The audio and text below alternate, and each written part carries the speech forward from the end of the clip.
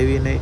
અને પછી એના 10-15 મિનિટ રહીને અમે પછી પાછું તો એમાં બતાવતું હતું કે કામરેજ વટી ગઈ છે, કામરેજ ક્રોસ કરી ગઈ છે. મેં કીધું દર વખતે ફોન આવે છે એ ભાઈના ડ્રાઈવર કે કંડક્ટરના કે ક્યાં પહોંચ્યા તમે, કલાક પહેલાં તો આવી જ જાય છે. અને અમારું 80 to 90% અમે છે ને પ્રાઇવેટ બસમાં બહુ ઓછું જાય છે, એસટી બસમાં જ જાય છે.